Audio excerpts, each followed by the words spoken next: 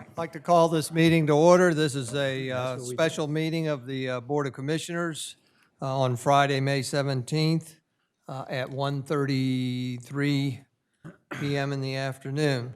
Of course, the purpose of this meeting is a special meeting completely in the matter of beach walk. I'd like the record to show that all the commissioners are here. I'd like to correct your statement, I'm sorry. Mr. Chair. This is not about beach walk. This is about consideration of the ordinance that's pending. Correct. Thank you. I'd like the record to show that all the commissioners are here, but for Mayor Paul Coombs. Also in attendance is City Manager Sharon Lynn and our attorney, the Board of Commissioners Attorney Max Walton, because Glenn Mandalis has been the attorney for the Planning Commission. The first order of business, if we choose, would be to go into executive session. I anticipate that there could be a call for an executive session. If so, I expect it would be very short. And as usual, if we go into executive session, this board would leave the room, go into another room to talk about the executive session per the rationale given on the agenda. No votes are taken in executive session. We would then exit, come back into public session, and at that point ensue in any discussion and potential vote at that time. So I'd like to turn it to the commissioners for their pleasure, whether they'd like to go into executive session or not. I think it would be a good idea. I would move that we go into an executive session. I second. You want me to, I just asked for the record to show. Would you rather? Yeah, that's fine. Do that. Just make sure you identify all who's here. I did. Oh, you did? I'm sorry. I forgot. I'm sorry. I forgot. I'm going to, we want to dot our i's and cross our t's. We have a We motion want and a to. second. You were exactly right. I Yeah. apologize. That's all right. We have a motion and a second to go into executive session. All those in favor signify by saying aye. Aye. All those opposed? And so we will adjourn into executive session.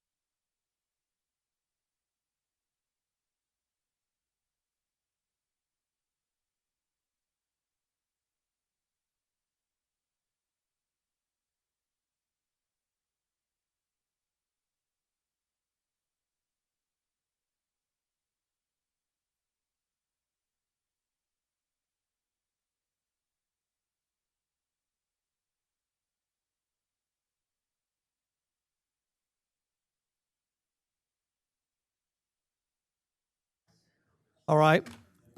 Take a motion to come out of executive session and back into public session.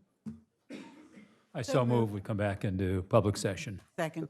So we have a motion and seconded to come out of executive session back into public session. All those in favor signify by saying aye. Aye. Those opposed, no. And we are back in public session. At this point, I'd like to recognize Kyle Jabronson. He is from AECom, the city's consulting engineer, and he's here today to give us a short presentation on the differences between subdivision and site plan approvals. Kyle? Okay, thank you. Let me get things rolling here.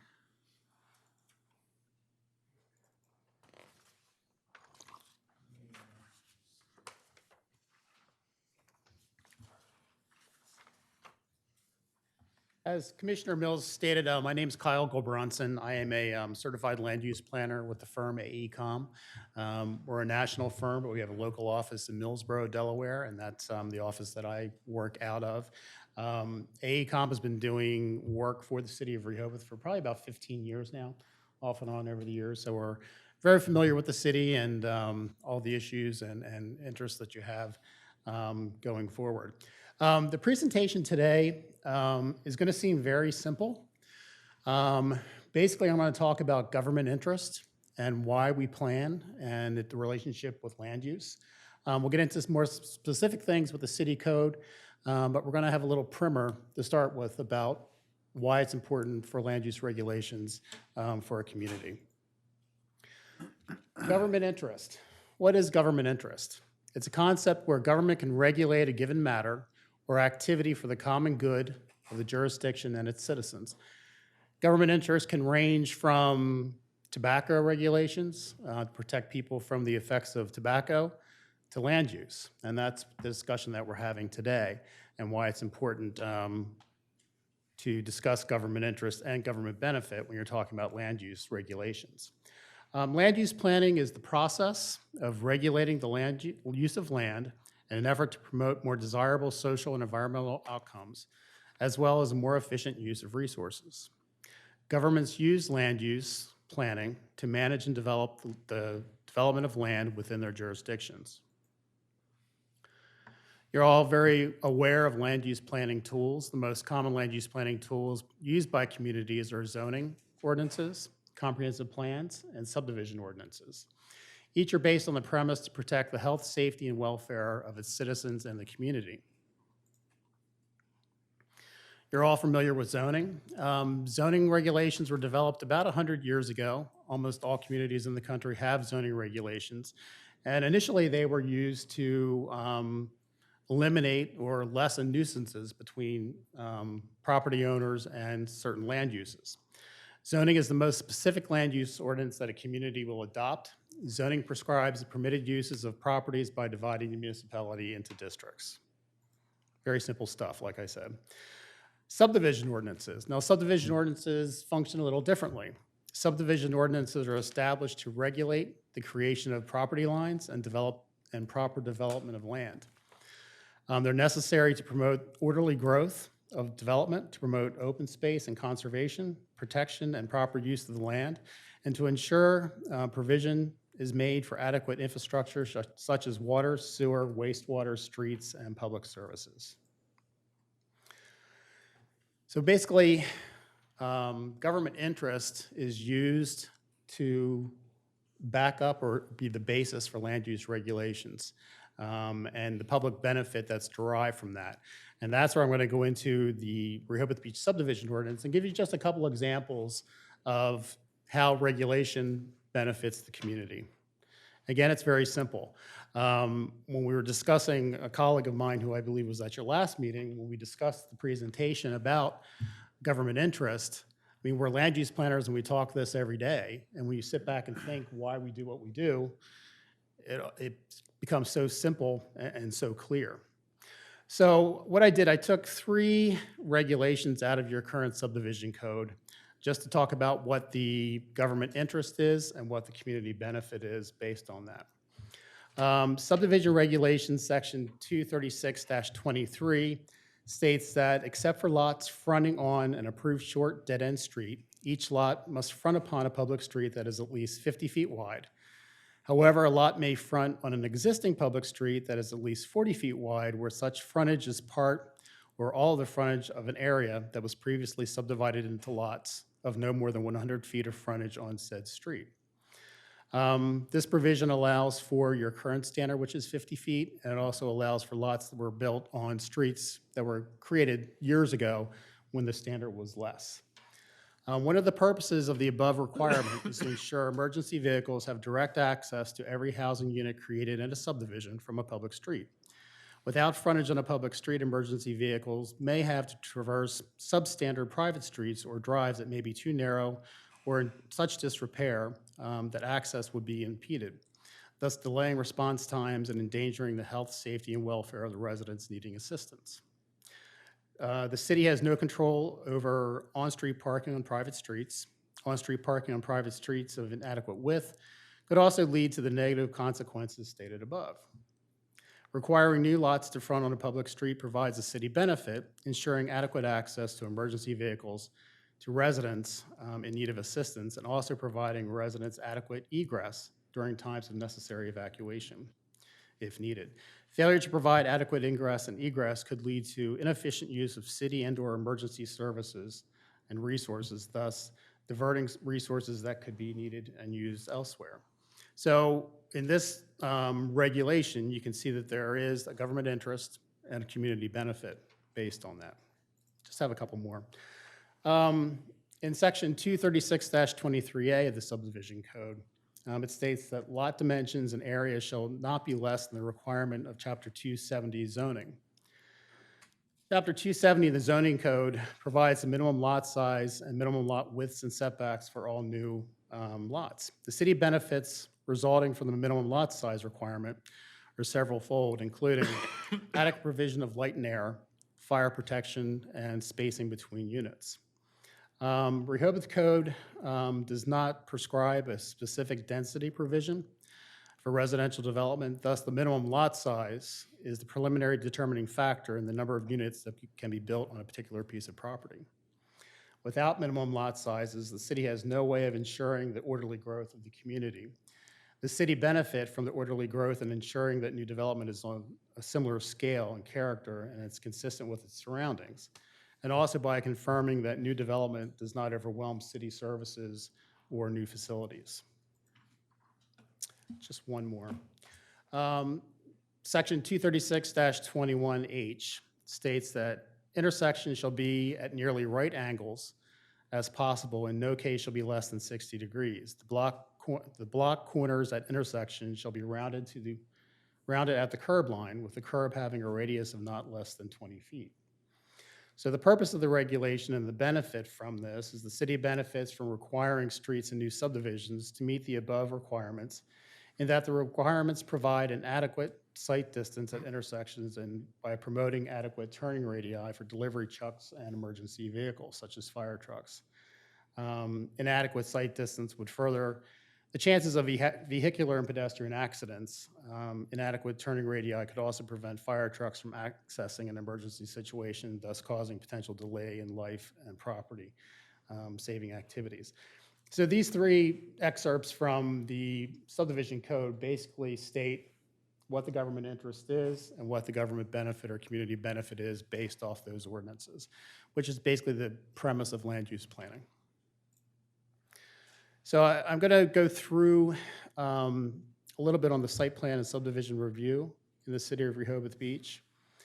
As you're aware, the subdivision of land and site plan review section 236 establishes the process for review and approvals for subdivisions as defined by the code in the subdivision ordinance.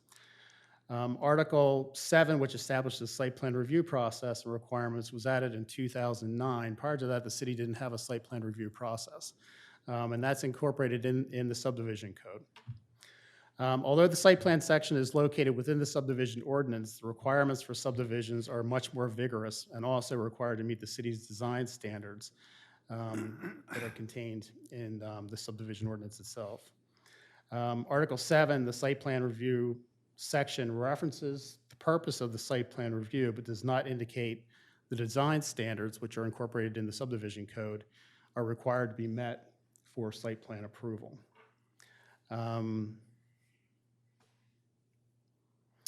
The subdivision code in section 236-20 also states that design standards only apply to major subdivisions.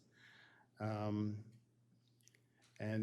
the current city design criteria, such as street width, block width and length, all the city's design criteria are contained in the subdivision ordinance, but it's not clear that they apply to site plans as it's drafted.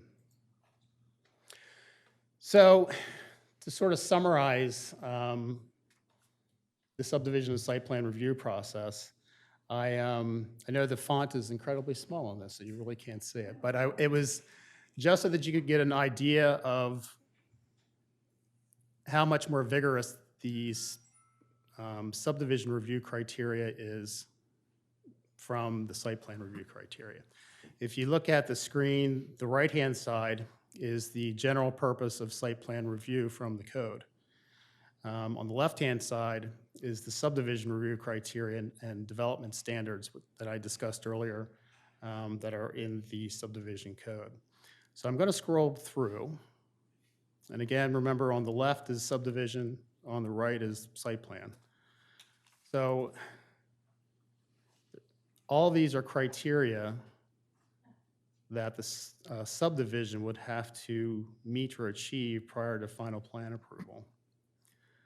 Again, the right-hand side is the criteria for site plans.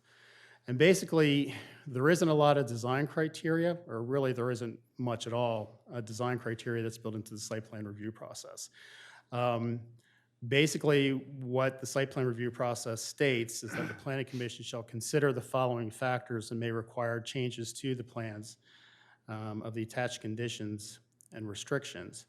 And then in this section, there are 20 review criteria that the Planning Commission has to take into account, but there's no real regulation behind them.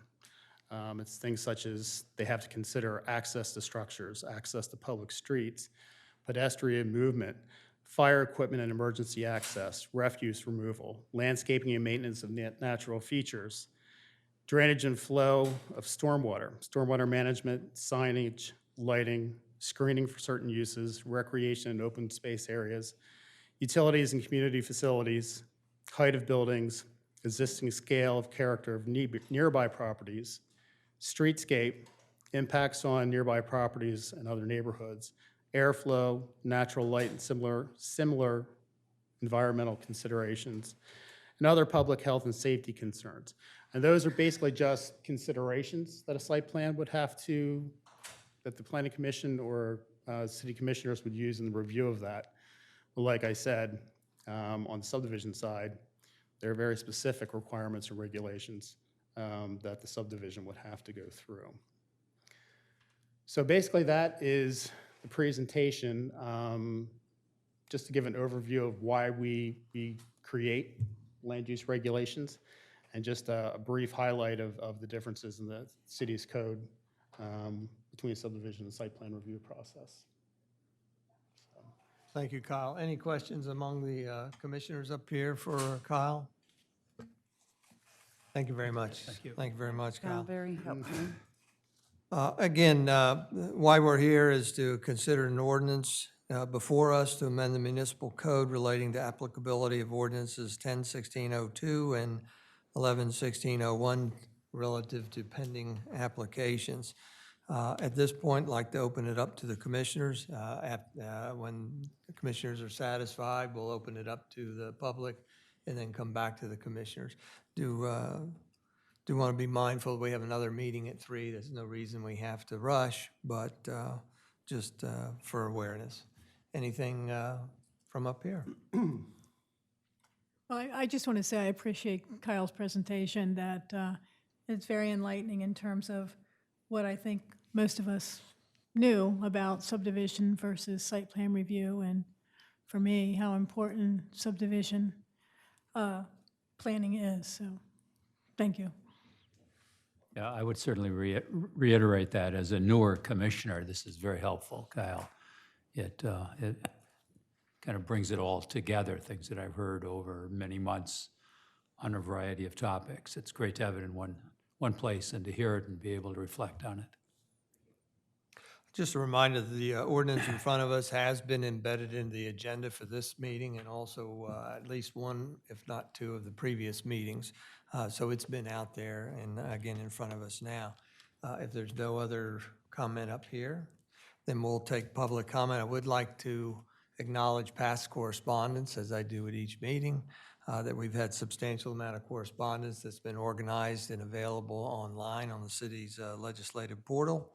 Would like to remind you that I believe I can safely speak for each commissioner up here that we have heard every piece of communication that's come up here and read everything in front of us. What we're really looking at today is any new comments that would help in our deliberations. And I do want to impose a 3-minute limit on conversations today so we can get this going. I would prefer that you speak up at the lectern. Would like to hear a name, your address, and then your comments. And again, I'm going to try to keep it to 3 minutes. Is there anybody that would like to speak? And if whoever would like to speak next would pre-deploy on that side of the room so that we don't waste any time. Go ahead, Pam.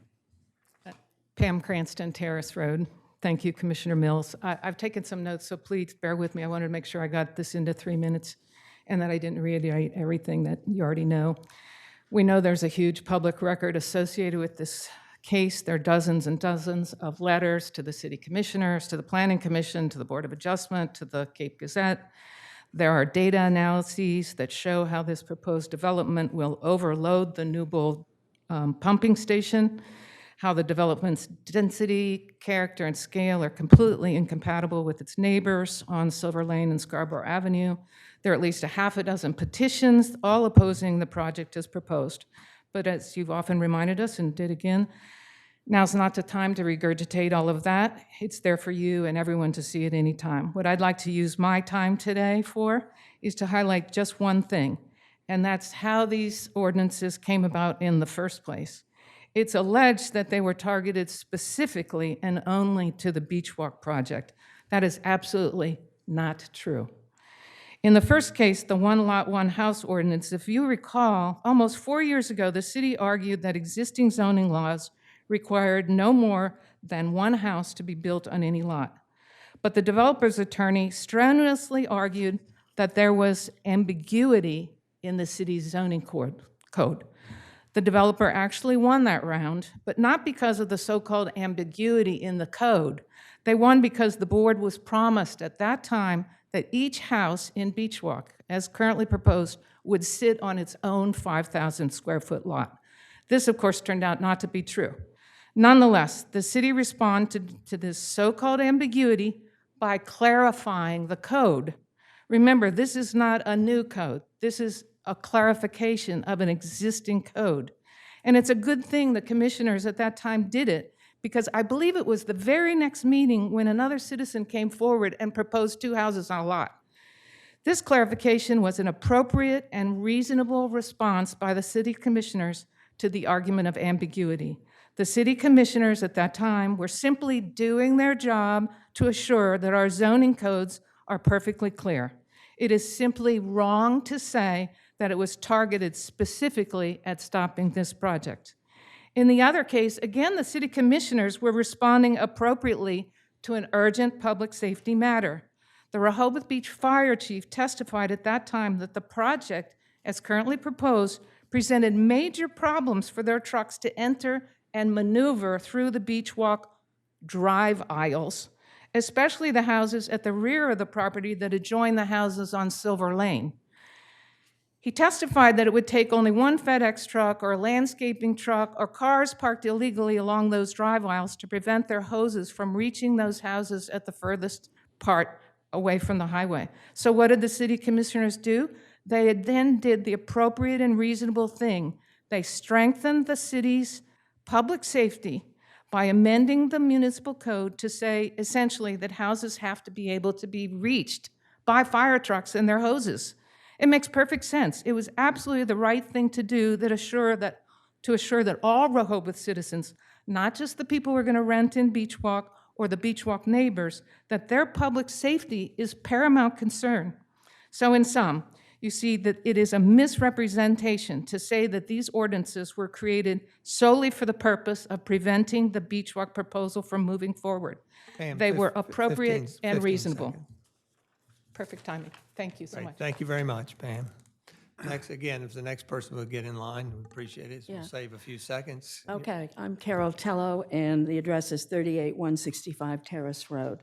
I want to address the legal threat made by the applicant's attorney at the April 8th meeting of this body. The threat referenced mob rule, here's the mob, and threatened litigation under equitable estoppel, vested rights, and civil rights claims. And I'm here to tell you, the city is supportive of you in how you've been handling this, and I think Pam outlined that very ably. And also, I don't see that they have a case at all, and I'm going to explain that.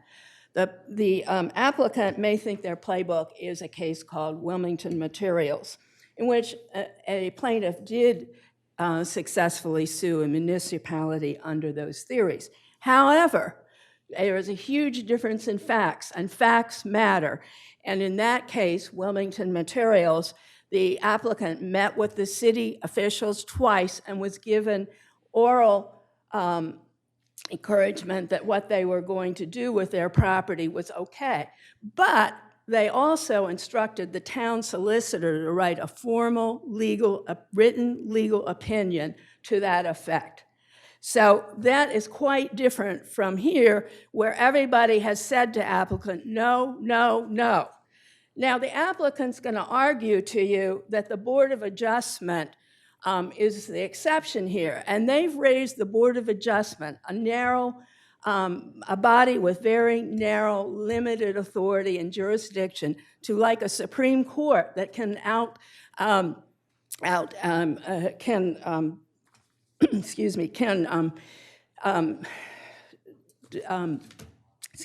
looking for the word, but can outrank the Planning Commission and even you, the city commissioners, which of course is not true. So Beach Walk was never legal, never legal. As Pam has pointed out, it never had sidewalks, never had streets, and we have other problems that have been ably pointed out by others. And unlike this Wilmington Materials case, there has been no official approval. Now, I want to talk about the Board of Adjustment just a minute, because Pam has already mentioned about the 5,000 square feet, and I have sent you a copy of my remarks today with the relevant portion of the transcript from that May 23rd, 2016 Board of Adjustment meeting, and Ann should have it and post it for you. And I also copied you, Commissioner Mills, on that.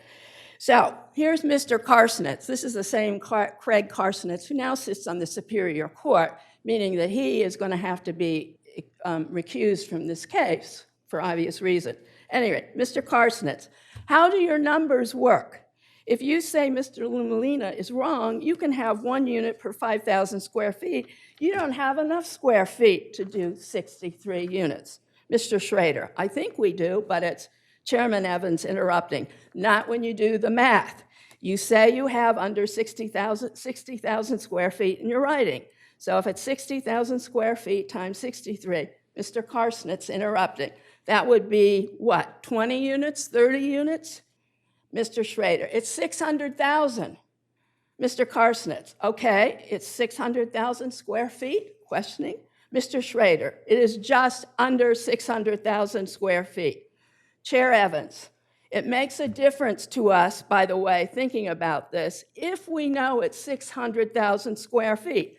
And sure, it makes a difference, because how many square feet do they have? 7.7 acres times Carol, 43,650? 15 Wait a minute, it's 15 335,000 square feet, less than half.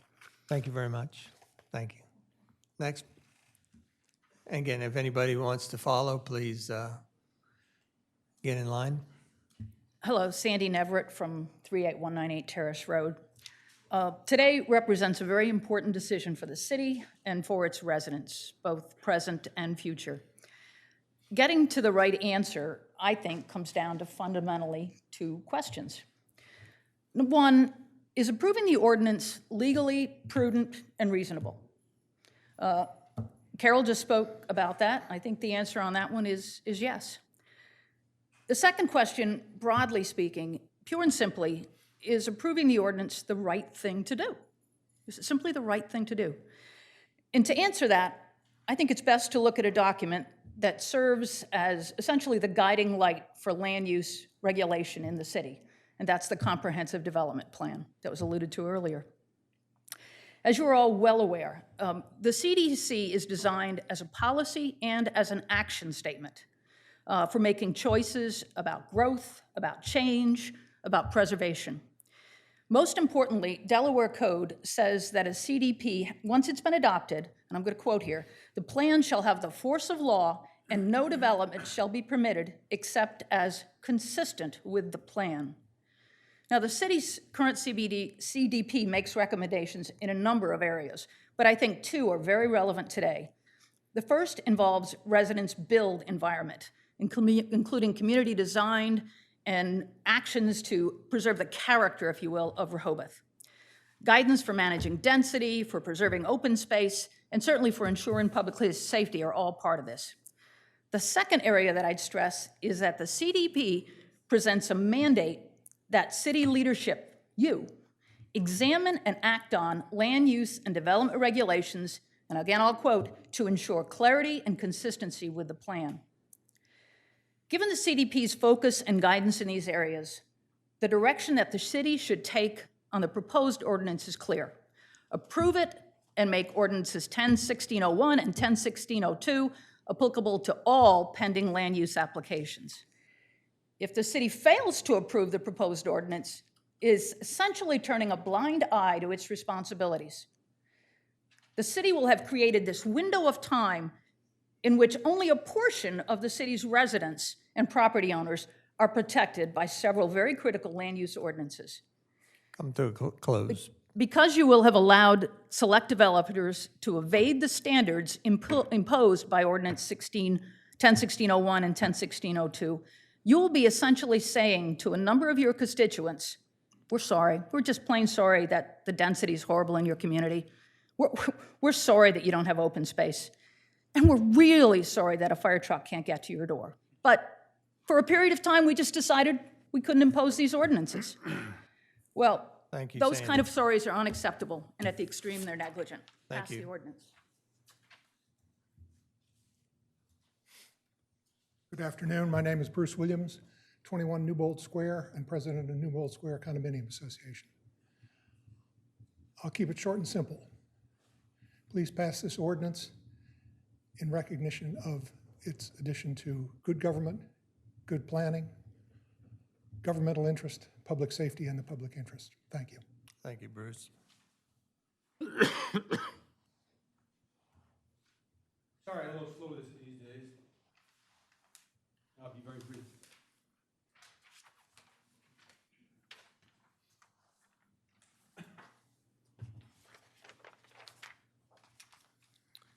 My name is Jim Tello, and I'm from Terrace Road. My wife testified earlier, and I just wanted to finish up a couple of points that she may have raised. First of all, we do appreciate very much the support the city has provided to its residents, and we hope for the continued support. It's very important to us, as you can see. The point that Carol was making, in the process of making, is that these arguments that were threatened at the last meeting, equitable estoppel, vested rights, et cetera, these are doctrines that require premises that are significant. For example, good faith.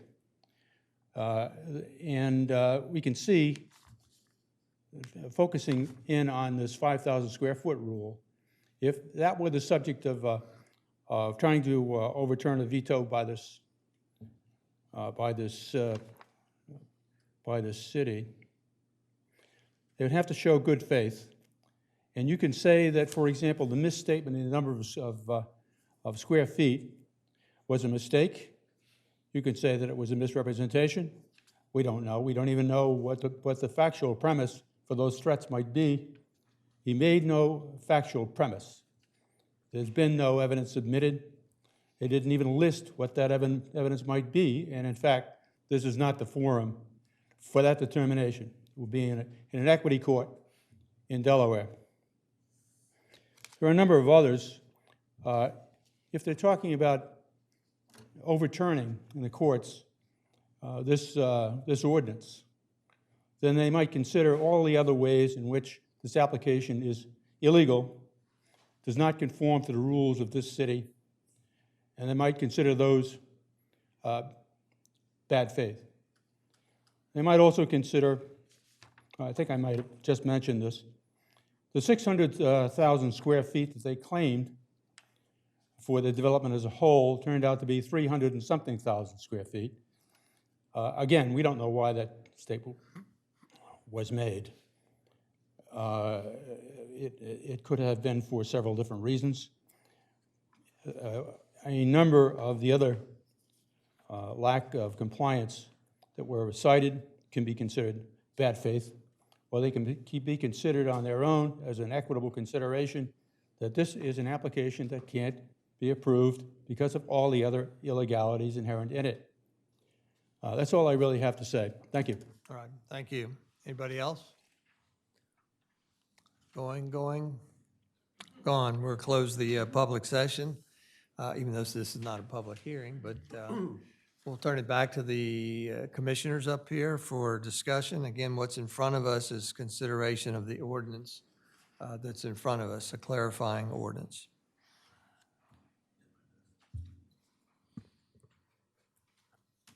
Yeah, I'd just like to thank all of the folks who spoke out today, and for those who have communicated with us in the months prior to this and weeks and days. It helps to, at least in my case, to help me make a better informed decision. So I thank you for all of that. Can I make a motion at this point, or is there other discussion? Well, I'd prefer more discussion, You would? but Okay. but if nobody's going to speak, I mean, I would like to at least say something before you make a motion, and that's that I wanted to thank Kyle for coming also. Yeah. I think it was very helpful. I do believe there is significant government interest and government benefit in requiring both subdivision and site plan approvals. And yet I'm mindful that we're not without risk whenever we litigate. That there are risks and potential costs that we might have to bore. But I think the benefits in this case warrant taking some risk and going forward. I believe there's enough government benefit and government interest in pursuing the two routes forward. One is seeking the appeal that we approved 2 meetings ago, I believe. And the other one would be supporting adoption of this ordinance in front of us. So I do believe that supporting this ordinance is important. And if we recall, while it almost directly said by the judge that he recommends going this path. And so I'm going to Just to be clear about that, the judge said it was, and I don't remember the exact language, he said that would be up, the city has to take a position whether or not the ordinances apply. So actually characterizing it that the judge is telling us to do that is overstepping bounds a little bit, but that's how I'm interpreting it. So anyhow, you know where I might be going with this. Anybody, did you have? I completely agree with Commissioner Mills, and I won't be repeating everything you said, but I think anytime we have an opportunity to clarify and clarify and clarify the city's intent, that's always a positive step for the community. Yeah, Commissioner Mills, I would just add that while there is some financial risk to the city in adopting this, I think we have to look beyond that. We have to look long-term. We have to look at the future of what is doing the right thing at a time that we're presented with this, and that's right now. And so for me, in the interest of what somebody called good government, certainly public safety and from having heard from so many, many, many people all across our city, I think now is the time to do the right thing and to approve this. Yeah, I completely agree with you on that. It is doing the right thing. There is a big financial risk, but I think it's important for the future of our city that we do this, and I completely support it. And I, without piling on too much in a good way, thank Commissioner Mills for his excellent summary of what the issues are and what the matter is before us. So I don't think I could have said it any better. So thank you, Commissioner Mills. And I'll just make one comment and then, see where we go from here.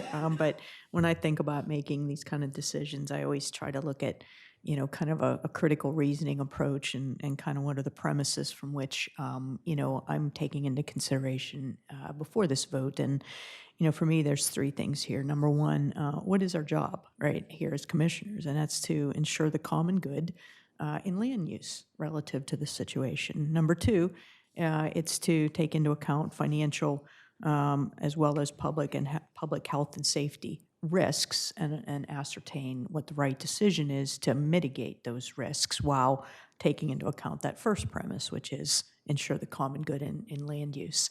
And then third is to look at any kind of precedent and legal considerations. And I do want to read this into the record one more time. Judge Bradley on March 12th, specifically, and I quote, said, "I have decided that I cannot now determine whether Ordinance 1116-01 applies to Beach Walk, reasoning that this issue should, in the first instance, be presented to and decided by the appropriate city officials." And so my decision is going to be based on the judge telling us that we need to make a decision, and then taking into account, of course, in that decision, what our job is to ensure the common good in land use and assessing the various financial, public health, and safety risks. Well, with that, I'd like to make a motion to approve an ordinance to amend the municipal code of the City of Rehoboth Beach, Chapter 236, by adding a new section 236-6.1 relating to the applicability of ordinances 1016-02 and 1116-01 to pending applications. Second. We have a motion in front of us to amend the ordinance in front of us, amending Chapter 236 by adding a new section 236-6.1 relating to the applicability of ordinances noted to pending applications, and we have that seconded. We'll take is there any further discussion up here? If not, if you could, while it's not required, if you can give any rationale for your vote, it would be appreciated. We're going to do a roll call vote. Commissioner Sheffer? Yes, thank you, Commissioner Mills. I think based on the presentation today and the information that we've received from our fellow residents, and from the direction by the judge in the March ruling, I say aye for the ordinance. Commissioner Calusi? I would say aye for the reasons already stated by myself and my fellow commissioners. Commissioner Schlosser? I say aye. I vote aye based on what I've already stated for the record and what my fellow commissioners have also stated. Commissioner Sharp? This is in the government interest, in the public interest, and it's to the benefit of our community, and I vote aye. Commissioner Byrne? I vote aye, and I echo all of the comments made by my colleagues up here that this is indeed strongly supportive of the common good in our jurisdiction. Thank you. And the chair votes aye for the reasons I articulated earlier and for the same reasons articulated by all my colleagues up here. With that, I thank you, and this meeting is adjourned.